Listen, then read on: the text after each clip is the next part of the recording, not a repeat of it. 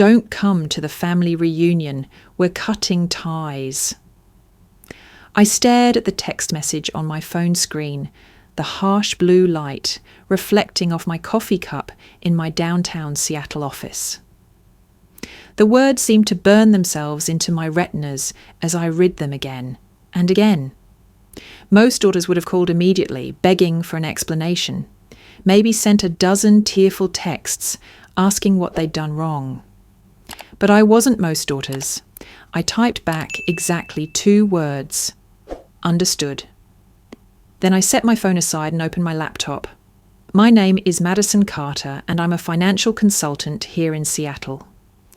I've spent the last 8 years building a reputation for helping people navigate complex financial situations. Ironic, considering I'd been navigating my own family's financial complexity for far longer than that. The text had come from my father, Robert Carter, the same man who'd built Carter and Sons Construction from the ground up, who valued loyalty above everything else, and who apparently had decided I was no longer worth having around. The Sons in the company name should have been my first clue about where I stood in the family hierarchy. As I sat there in my office, surrounded by certificates and awards I'd earned through sheer determination, I couldn't help but think about how we'd gotten here. How the daughter who'd co-signed a $2.5 million loan to save the family business had somehow become persona non grata. But before I tell you what happened next, let me take you back to where it all started. I was 8 years old the first time I realised I wasn't the favourite. It was a Tuesday afternoon, and I was standing outside Lincoln Elementary with my little pink backpack, watching car after car pick up my classmates. The after-school pickup line moved steadily, parents waving at their children, kids running excitedly toward waiting vehicles. I waited and waited. By 4:30, I was the only kid left. Mrs. Henderson, my teacher, had called the main office twice. Finally, she drove me home herself. Her lips pressed into that thin line adults make when they're trying not to say something inappropriate about someone else's parenting. Dad was in the driveway when we pulled up, washing his truck and laughing loudly at something my older brother David had said. They looked up as Mrs. Henderson's car approached, and I saw the exact moment Dad remembered he was supposed to pick me up. "Madison!" he called out, his voice overly cheerful in that way people sound when they're trying to cover up a mistake. "I was just about to come get you, sweetheart." Mrs. Henderson gave him a look that could have frozen coffee. "Mr. Carter, school ended at 3:15. Right, well, David and I were just discussing the business, and time got away from us." He ruffled David's hair as he said it. David beamed under the attention.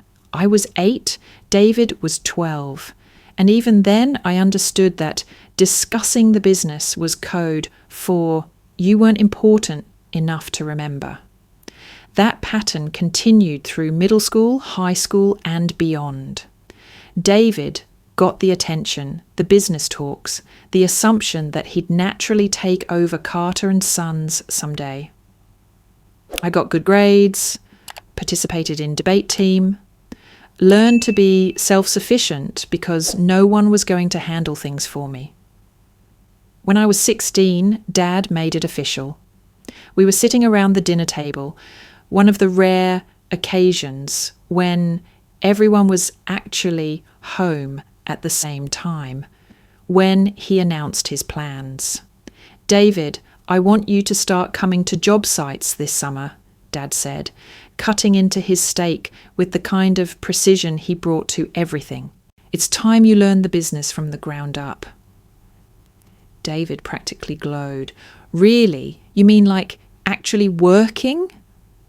"That's right, son. Carter and Sons isn't just a name, it's a legacy." I looked up from my mashed potatoes. "What about me?" Dad paused, his fork halfway to his mouth. "What about you, Madison?" I mean, don't I get to learn the business too? The silence that followed felt like it lasted an hour. Mum cleared her throat uncomfortably. David looked between Dad and me like he was watching a tennis match. Madison, Dad finally said, his tone gentle but firm. You're smart as a whip. You'll do great in college. Probably become a lawyer or something, but the construction business, that's not really a place for girls. But I'm good with numbers. I help you with the invoicing sometimes. And I appreciate that, sweetheart, but David's going to carry on the family name, the family business. You'll have your own path. Your own path. Translation, you're on your own. I learned to stop asking about the business after that.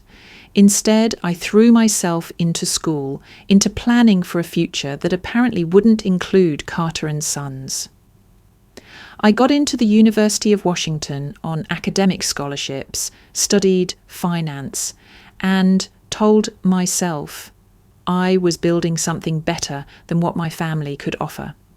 But there was still a part of me, that 8-year-old girl standing in the pickup line, that hoped someday they'd see my worth. That hope got tested in ways I never expected when I was 22 and fresh out of college.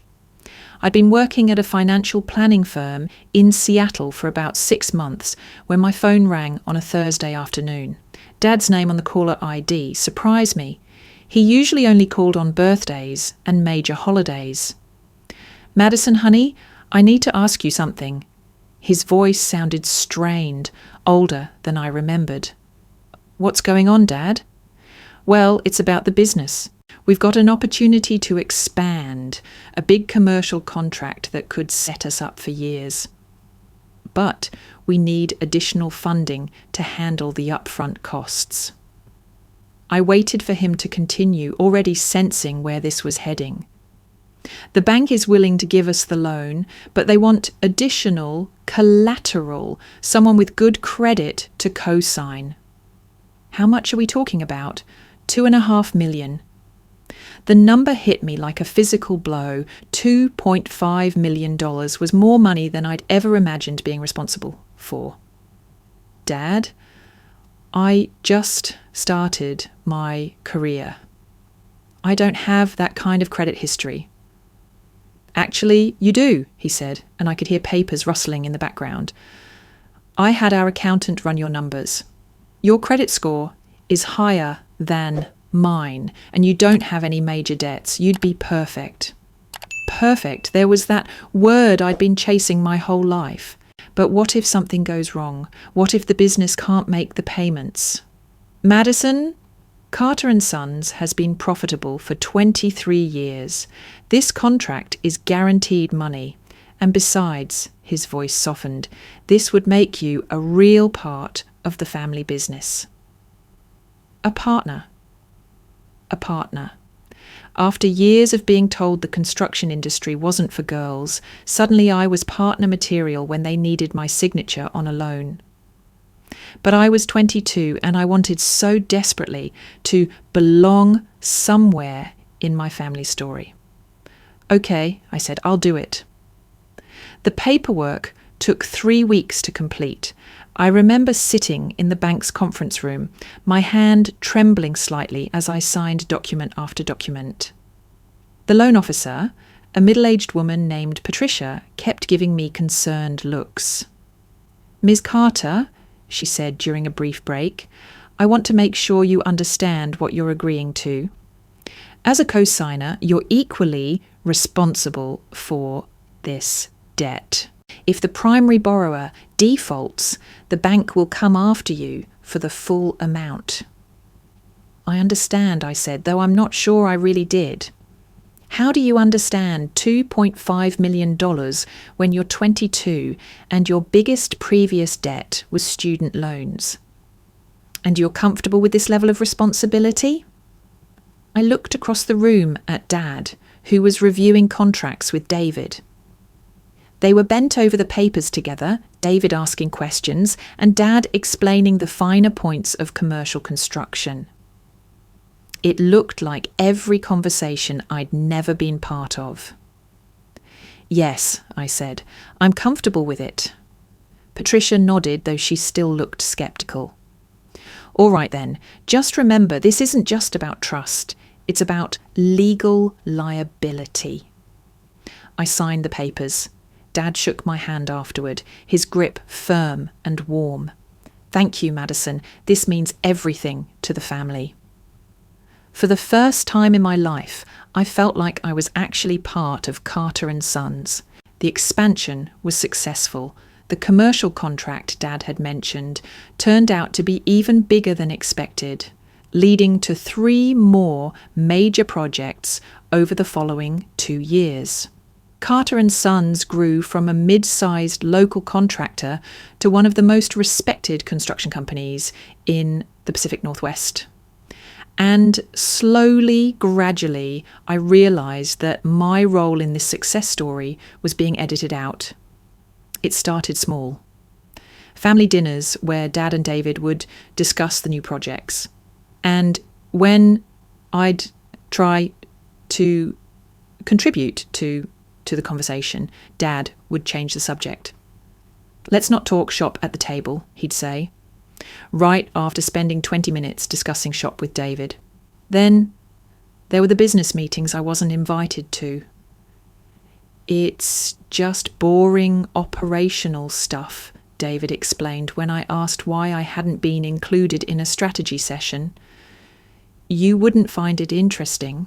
But the moment I truly understood my place in the family hierarchy came 2 years later at a Chamber of Commerce dinner where Carter and Sons was being honoured for their contribution to local economic development. I was sitting at the family table wearing my best dress, proud to be associated with the company's success. When Dad got up to accept the award, he gave a speech about hard work, family values, and building something to pass down to the next generation. "I couldn't have done this without my son David," he said into the microphone, his voice carrying across the banquet hall. "He's been instrumental in our expansion, bringing fresh ideas and energy to every project. He's the future of Carter and Sons. And I couldn't be prouder." The applause was thunderous. David stood up, waving at the crowd, his face flushed with pride and embarrassment. Dad continued, "Of course, I also want to thank my wonderful family for their support. My wife Carol and my daughter Madison, who's making her own way in the financial world. Making my own way, as if I hadn't co-signed the loan that made the expansion possible. As if my credit rating wasn't still tied to every payment Carter and Sons made. I applauded, along with everyone else, my smile frozen in place. While inside I felt something fundamental shift. I'd helped build this success, but I'd never be credited for it. I was financially liable for the company's debts, but I wasn't considered a real stakeholder. That night, I went home to my apartment and looked at myself in the bathroom mirror. "You're not a partner," I said to my reflection. "You're a signature on a loan document."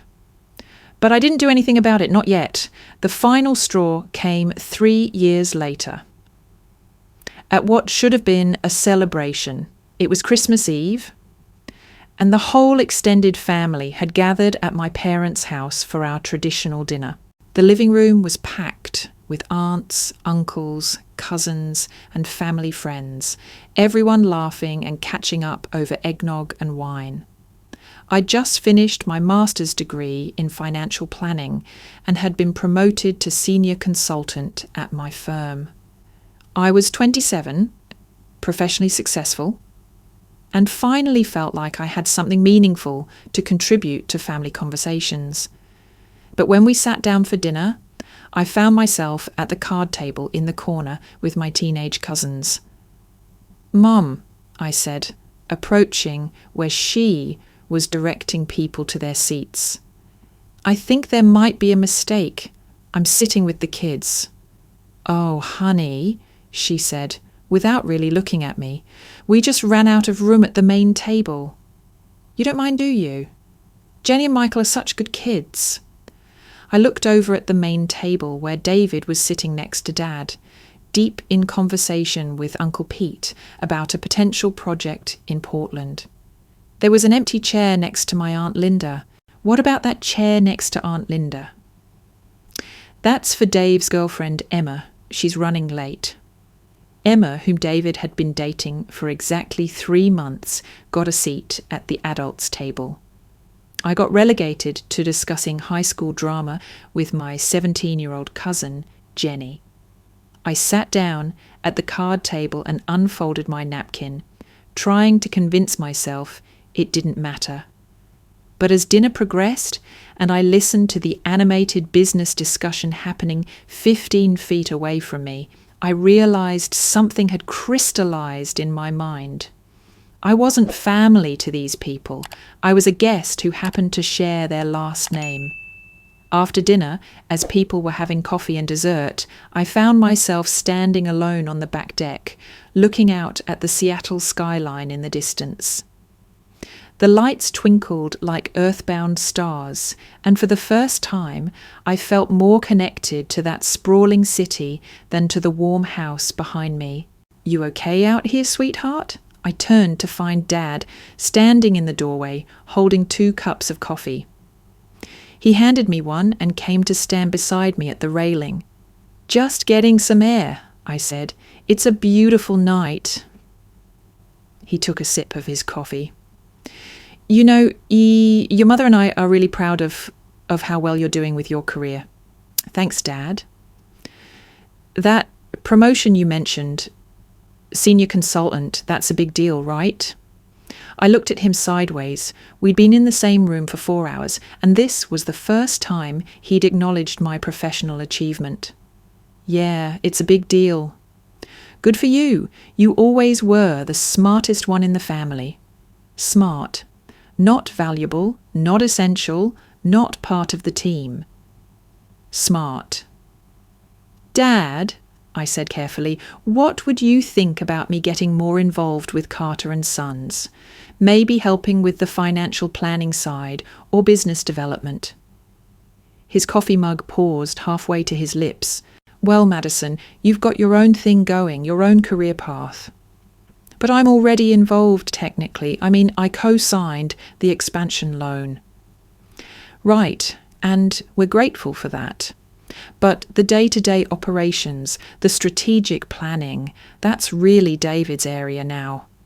He's been learning the business for years. I could learn too." Dad turned to face me, and his expression was kind but firm. The same expression he'd worn when I was 16 and asking about learning the business. "Honey, you don't want to get involved in all the hassles of construction. Permits, contractors, weather delays, labour disputes. It's a headache. You're doing great where you are." Where I was, on the outside, looking in. "Besides," he continued, "David has got plans to take the company national eventually. It's going to require a lot of travel, long hours, tough negotiations. That's not really compatible with the kind of life most women want." Most women. As if he knew what I wanted better than I did. What if it's what I want? He patted my shoulder in the same way he might pat a child who'd expressed interest in becoming an astronaut. "Let's see how David does with the expansion first, okay? One thing at a time." I stood there on the deck for a long time after he went back inside, holding my coffee and watching it get cold. Through the windows, I could see David gesturing animatedly as he told some story to a captivated audience. Mum was refilling wine glasses and laughing at whatever Uncle Pete had just said. The whole warm, golden scene looked like a Norman Rockwell painting titled Family. But I was outside, looking in through the glass. That was 4 years ago. Since then, I'd attended family gatherings with the growing awareness that I was a supporting character in someone else's story. I watched David get promoted to Vice President of Operations. I smiled and congratulated him when he got engaged to Emma. I listened politely when Dad talked about the legacy he was building for his son. And through it all, that $2.5 million loan sat there like a thread connecting me to a family that didn't seem to want me connected. Until this morning, when that thread finally snapped. I picked up my phone and read the text message one more time. Don't come to the family reunion. We're cutting ties. Then I opened my laptop and started researching co-signer rights in Washington state. It was time to cut some ties of my own. The first call I made was to Sarah Mitchell, my college roommate who'd gone on to become a financial attorney. We'd kept in touch over the years, grabbing coffee every few months to catch up on life and careers. "Sarah," I said when she answered, "I need legal advice." "Madison, what's wrong? You sound upset." "I'm not upset," I said, surprised to realise it was true. "I'm just done. I need to know about co-signer rights on a business loan." "Okay," Sarah said, her voice shifting into professional mode. "What's the situation?" I explained everything, the loan, the family dynamics, the text message that morning. Sarah listened without interrupting, occasionally making small sounds of disbelief or sympathy. "Let me get this straight," she said when I finished. "You co-signed a $2.5 million loan 5 years ago. You've never missed a payment, and now they're excluding you from family events?" "That's right." "And you've never been given any ownership stake in the company, despite being legally liable for their debt?" "Correct."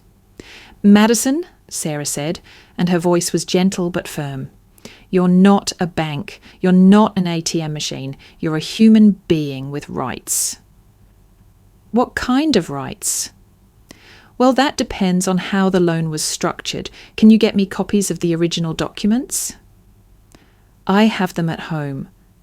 "Good. Bring them to my office tomorrow morning.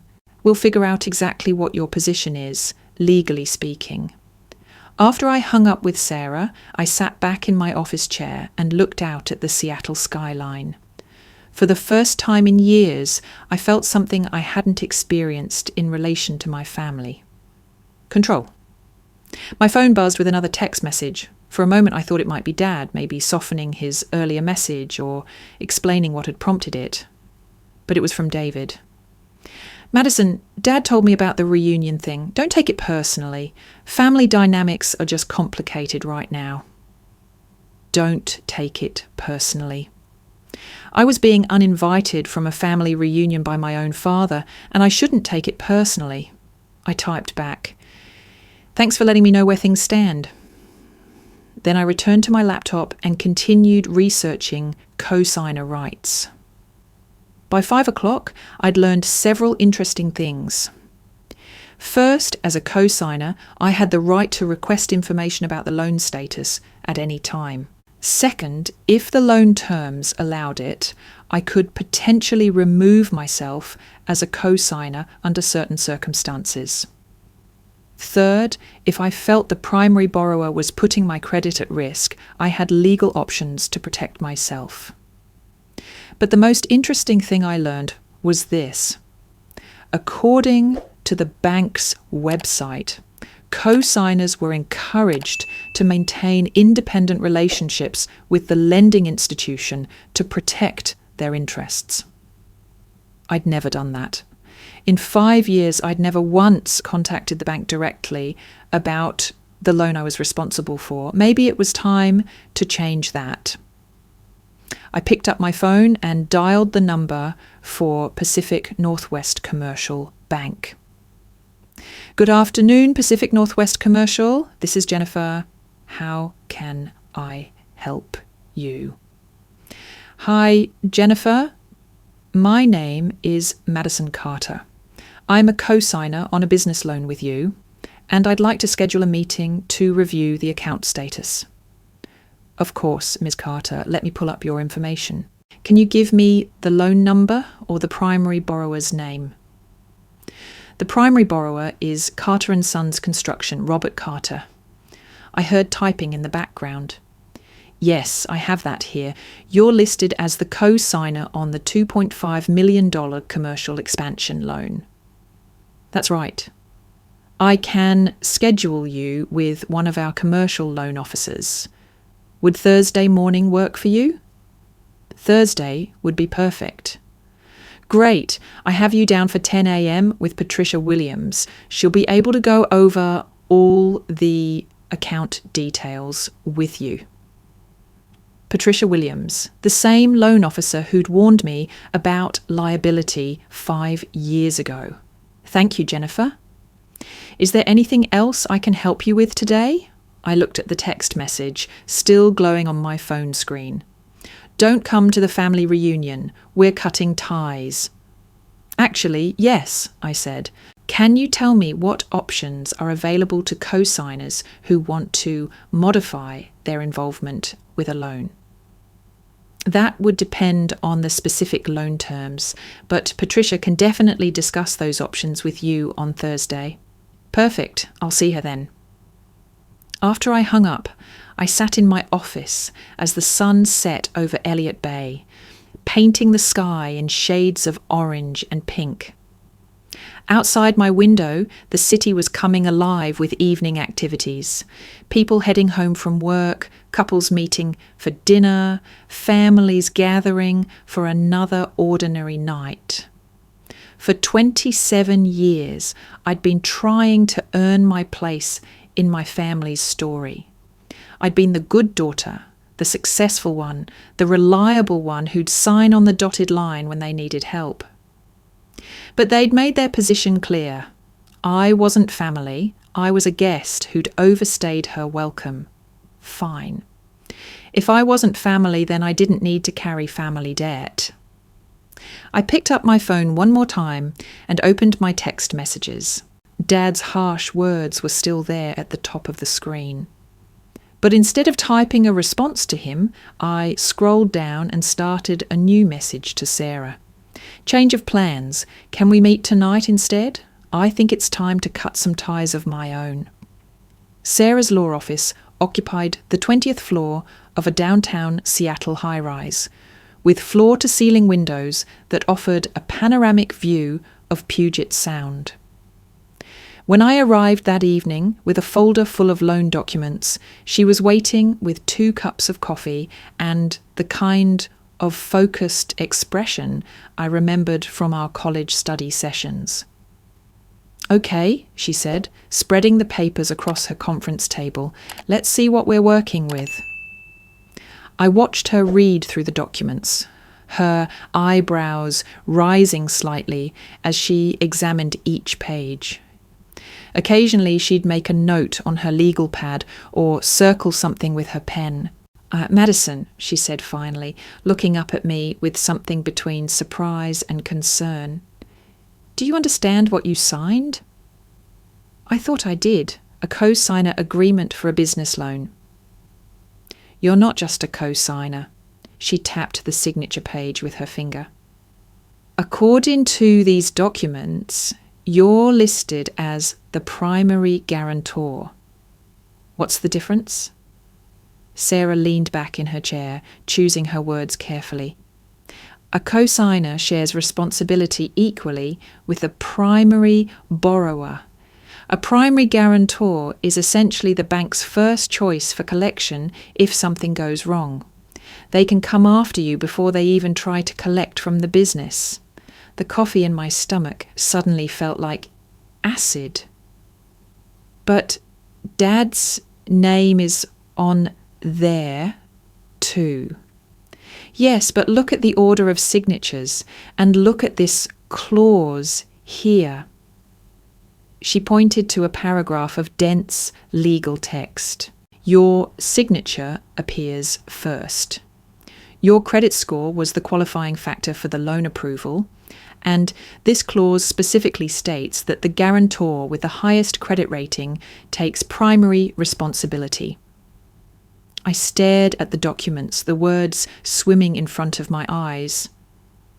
So, if Carter and Sons can't pay, they come to you first. And Madison, there's something else. She flipped to another page. This isn't just a standard business loan. It's structured as a personal guarantee, which means your personal assets are at risk, not just your credit score. My personal assets? Your house, your savings, your car, everything you own could potentially be seized to satisfy this debt if the business defaults. I felt like I was falling, even though I was sitting perfectly still in a leather conference chair 20 floors above the city. Sarah, I was 22 when I signed this. I barely understood what I was agreeing to. That's what makes this so problematic from a legal standpoint. Banks have a responsibility to ensure that guarantors understand the full scope of their liability. She looked at the documents again. Patricia Williams was the loan officer, according to this. Did she explain these terms to you clearly? I thought back to that day in the bank conference room. Patricia's concerned looks, her repeated questions about whether I understood what I was agreeing to. She tried to, I admitted. She kept asking if I was comfortable with the level of responsibility. But I was so focused on finally being included in the family business that I didn't really listen. Sarah nodded sympathetically. The good news is that you have options. The first question is, what do you want to accomplish? Do you want to reduce your liability, or do you want out completely? I thought about the text message from Dad, about sitting at the kids' table at Christmas dinner, about 5 years of being treated like a guest in my own family. I want out completely. Okay, that's more complicated, but it's possible. Sarah pulled out a fresh legal pad and started writing. There are several approaches we can take. First, we need to understand the current status of the loan, how much is still owed, what the payment history looks like, whether there have been any modifications since the original agreement. I have a meeting with Patricia Williams on Thursday. Good. I'm coming with you. Sarah spent the next hour outlining my options. We could request a release from the guarantee if the business had sufficient assets to cover the loan independently. We could demand that I be added as a partial owner of the business in exchange for my continued liability, or, if the loan terms allowed it, we could provide 30 days' notice of my intention to withdraw from the agreement. The key thing, Sarah explained, is that you've been excluded from any decision-making or profit sharing, despite being the primary person at risk. That creates a strong legal and ethical argument for your release. What happens if they refuse to let me out of the loan? Then we look at other options. But Madison, here's what I want you to understand. You hold more power in this situation than you realise. This business expansion that your family is so proud of, it was built on your credit rating. Without your guarantee, they'll need to find alternative financing or provide additional collateral. What kind of additional collateral? Sarah smiled grimly. The kind that might include personal assets of the actual business owners.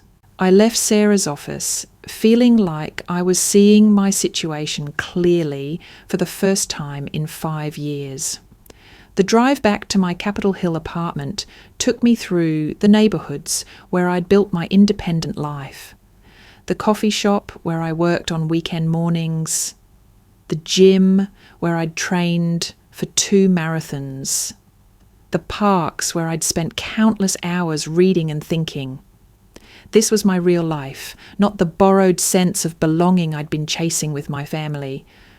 When I got home, I made myself dinner and sat down with my laptop to do some research of my own. I wanted to understand exactly how much financial risk I'd been carrying all these years. What I found shocked me. According to the business filings I could access online, Carter and Sons had grown from a $2 million annual revenue company to over $12 million since the expansion. They'd taken on additional contracts, hired more employees, and opened a second office in Portland. All of that growth had been built on the foundation of the loan I'd guaranteed. But here's what really got my attention. David had been named as a company officer 2 years ago, with a reported salary that was nearly double what I made as a senior financial consultant. He was drawing a significant income from a company that existed, legally speaking, because of my willingness to put my financial future on the line. I'd subsidized my brother's career advancement and been rewarded with a seat at the kids' table. My phone buzzed with a text message from Mum. "Madison, honey, your father is just stressed about some business issues. Don't take the reunion thing too seriously." Just stressed about business issues. The same business issues that I was legally responsible for if anything went wrong. I typed back, "Thanks for letting me know. I hope everything works out." But privately, I was done pretending that their problems weren't my problems when I was legally liable for their debt, while simultaneously being told their solutions weren't my business because I wasn't really family. Thursday morning arrived grey and drizzly, typical for Seattle in October. Sarah met me in the lobby of Pacific Northwest Commercial Bank, looking every inch the successful attorney in her tailored suit and confident demeanour. "Remember," she said as we rode the elevator to the commercial lending floor, "this is an information gathering meeting. We're not making any demands yet. We just want to understand the full picture." Patricia Williams looked exactly the same as she had 5 years earlier. Professional, competent, and slightly wary. She showed us into the same conference room where I'd signed the original documents. "Ms. Carter," she said, settling into her chair with a thick file folder. "It's been a while.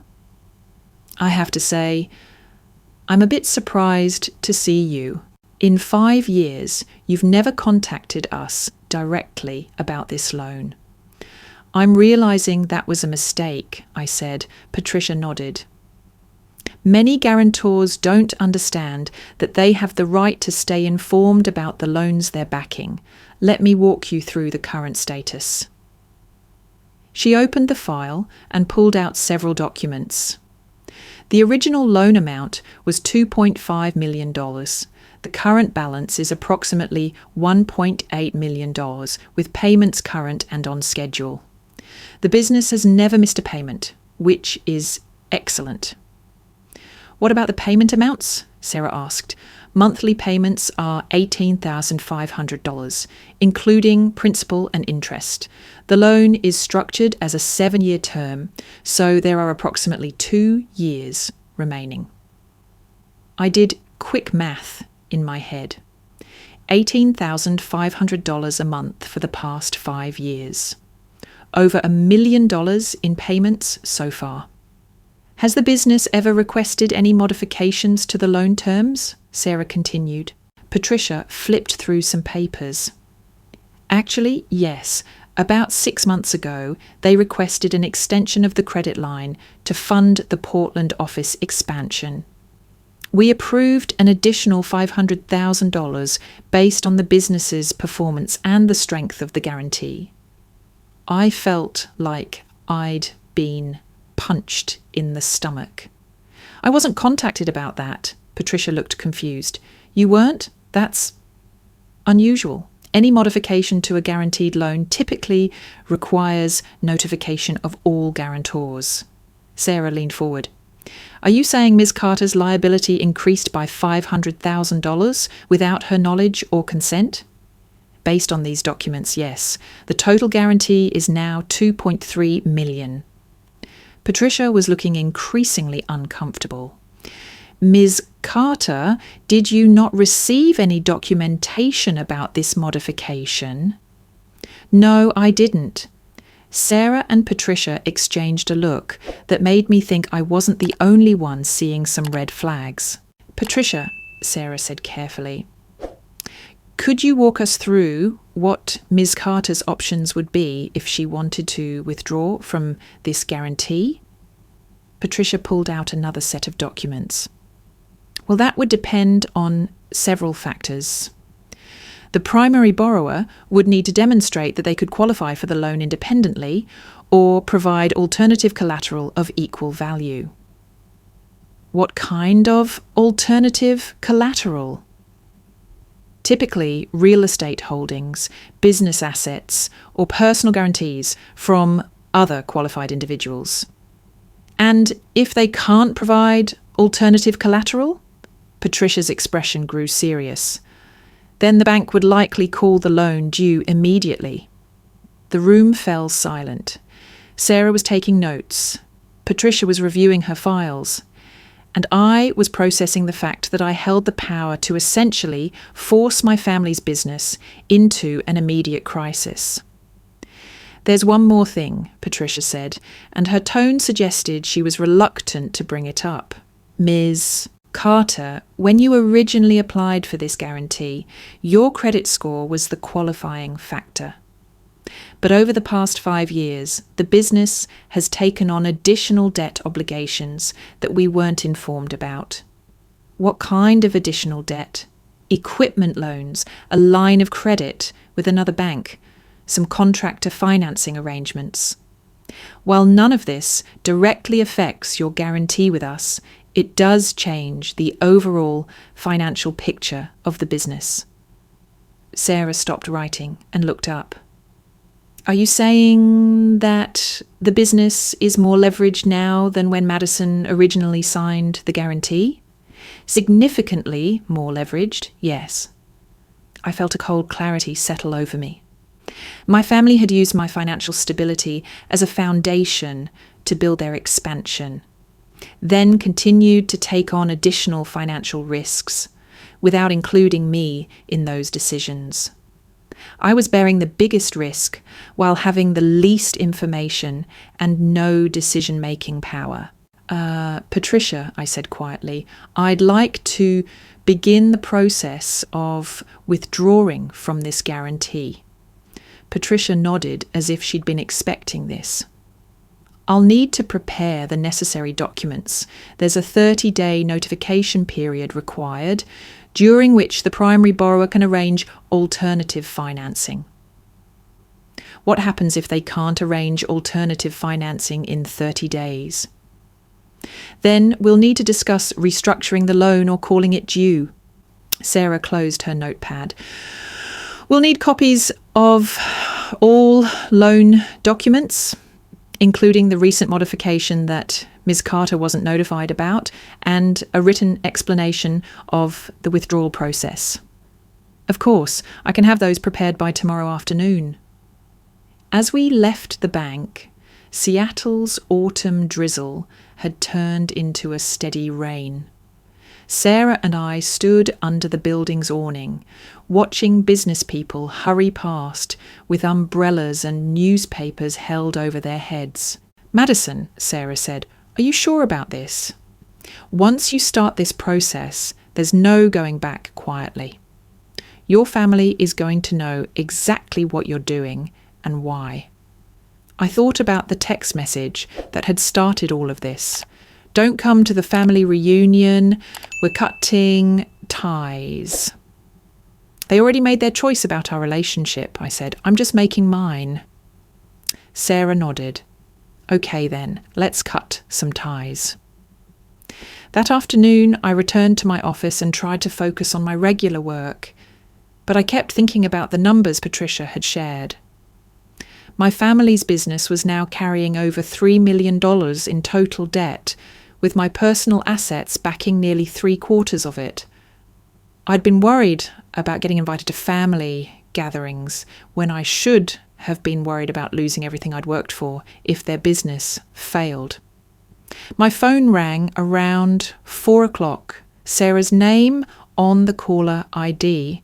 "I've been thinking about your situation," she said without preamble. "And I want to make sure you understand the timeline here. Once we submit the withdrawal notice, your family will have 30 days to replace your guarantee. That's 30 days of them knowing exactly what you're doing and why." "I understand." "They're going to call you. They're going to want to talk. They might offer you things they've never offered before: ownership stake, decision-making power, family reconciliation. And you need to decide right now, before the emotions get complicated, what you actually want. Do you want to fix the relationship and stay involved with the business, or do you want to protect yourself financially and walk away completely?" I looked out my office window at the Seattle skyline, at the life I'd built independently of my family's approval or support. "I want to walk away completely, even if they offer you partial ownership, even if your father apologizes? Sarah, I've spent 5 years being the person they call when they need something and ignore when they don't. I've been carrying their financial risk while sitting at the kids' table at family dinners. I'm done trying to earn a place in a family that's already decided I don't belong." "Okay," Sarah said, and I could hear her making notes. "Then we move forward with the withdrawal. I'll prepare the notice tonight and submit it tomorrow." "How long before they find out?" "The bank will notify them within 24 hours of receiving our formal notice." "And then?" "Then your phone is going to start ringing." That evening, I sat in my apartment and tried to imagine how the next few weeks would unfold. I pictured Dad's reaction when he got the call from the bank. I imagined David's confusion, Mom's attempts to mediate, the family crisis meetings I wouldn't be invited to attend. For 27 years, I'd been afraid of disappointing my family. Now I was about to do something that would force them to confront the reality of how they'd treated me. But for the first time in years, I wasn't afraid. I was ready. At exactly 9:47 a.m. on Friday morning, my phone started buzzing with missed calls. I was in a client meeting when it began, a routine financial planning session with a young couple who wanted to buy their first house. But every few minutes my phone would light up with another call. Dad, David, Mom, Dad again. By the time I finished the meeting an hour later, I had 14 missed calls and 6 voicemails. I listened to the first voicemail in my car. "Madison, it's Dad. I need you to call me back immediately. There's been some kind of misunderstanding with the bank. Call me." The second voicemail from David. "Madison, what the hell is going on? Dad got a call from Pacific Northwest saying you're trying to get off the loan. Call me back." Me. The third from Mom. "Honey, I don't understand what's happening, but your father is very upset. Please call us so we can sort this out." By the 14th voicemail, Dad's tone had shifted from confusion to anger. "Madison, I don't know what kind of game you think you're playing, but you need to fix this situation immediately. This could destroy the business. Call me back now." I sat in my parked car outside my office building, rain drumming on the roof, and felt something I'd never experienced before in relation to my family. Complete calm. They were panicking. For the first time in my adult life, they needed me more than I needed them. Instead of calling them back, I called Sarah. "How are you holding up?" she asked. "Better than expected. They're freaking out." "That's normal. They probably assumed your guarantee would always be there, like a financial safety net they never had to think about. Sarah, is there any chance this could actually destroy the business?" That depends on their other assets and their relationship with alternative lenders. But Madison, that's not your responsibility. They've had 5 years to structure their business in a way that didn't depend entirely on your credit rating. If they chose not to do that, those consequences belong to them. My phone buzzed with another call. David again. Should I talk to them? Not yet. Let them sit with this reality for a day or two. Right now, they're in crisis mode, trying to figure out how to control the situation. Give them time to move into problem-solving mode. What's the difference? In crisis mode, they'll try to manipulate you emotionally. Guilt, family loyalty, promises they don't intend to keep. In problem-solving mode, they'll be ready to have actual conversations about actual solutions. I spent the rest of Friday trying to work normally while my phone continued to buzz with calls and texts. By evening, the messages had taken on an increasingly desperate tone. David.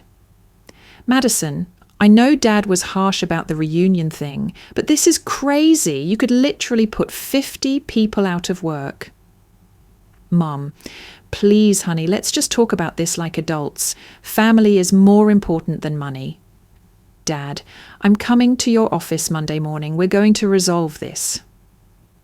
But the text that got my attention came from an unknown number. Ms. Carter, this is Robert Kim, accountant for Carter & Sons. Could we please speak? The company's financial situation is more complicated than your family may have told you. Robert Kim.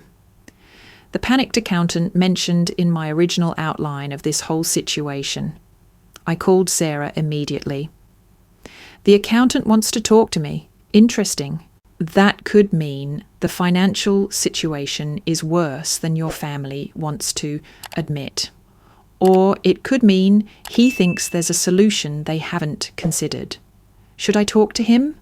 Yes, but I want to be on the call. We scheduled a conference call with Robert Kim for Monday morning. But first, I had to get through a weekend of family crisis management. Saturday morning, I woke up to 17 new text messages, most of them from extended family members who'd apparently been enlisted in the cause. Uncle Pete. Madison, your dad explained the situation. Can't we work this out? Family is family. Cousin Jennifer. I heard you're having some kind of fight with Uncle Robert. Is everything okay? Aunt Linda. Honey, I don't know what's going on, but your parents are really worried. Maybe you could give them a call. The most manipulative message came from David's fiancée, Emma. Madison, I know we don't know each other well, but David is really torn up about this. He looks up to you so much, and he's afraid this might ruin your relationship forever. David looks up to me, the same David who'd been handed a vice presidency in a company I was financially backing. I turned off my phone and spent Saturday hiking in the Cascades, trying to clear my head and maintain perspective. The autumn mountains were beautiful, covered in gold and red leaves, with snow already dusting the higher peaks. Up there, surrounded by trees that had been growing since before my great-grandparents were born, my family drama felt appropriately small. But Sunday evening, I had to face reality again. I turned my phone back on to find 38 missed calls and 27 text messages. The final message, sent just an hour earlier, was from Dad. Madison, I'm sorry about the reunion thing. I was stressed and I said something I didn't mean. Please call me so we can fix this. An apology from my father. I couldn't remember the last time I'd heard him apologise for anything, but as I sat there reading his message, I realised that his apology wasn't actually about how he'd treated me over the years. It was about the loan. He was sorry because my feelings were connected to his financial well being, not because he genuinely regretted excluding me from the family. It was an apology designed to solve a problem, not heal a relationship. I went to bed Sunday night with my phone turned off, preparing for whatever Monday would bring. Monday morning's conference call with Robert Kim revealed the true scope of the situation. "Ms. Carter," Robert said, his voice strained, "I need you to understand that Carter and Son's financial position is complex." Sarah and I were sitting in her office, the call on speaker between us. "How complex?" Sarah asked. "Well, the business has been very successful in terms of revenue growth, but cash flow has been challenging due to the rapid expansion. Most of the profit has been reinvested in equipment and new contracts." "What does that mean in practical terms?" I asked. Robert paused. "It means that while the business is profitable on paper, the owners don't have significant liquid assets to use as alternative collateral for your loan." "What about the business assets, equipment, real estate?" "Most of that is already pledged as collateral for other loans. The expansion over the past 5 years has required multiple sources of financing." Sarah leaned forward. "Robert, what happens if Madison withdraws her guarantee and the bank calls the loan due?" Another long pause. "Honestly, the company would probably have to declare bankruptcy." The words hung in the air like a physical presence. Bankruptcy. 50 employees out of work. A family business destroyed. "However," Robert continued, "there is a potential solution." "What kind of solution?" "Ms. Carter, your guarantee was the foundation that allowed all of this expansion to happen. Without it, none of the additional growth would have been possible. From a legal and ethical standpoint, you deserve to be compensated for the risk you've been carrying."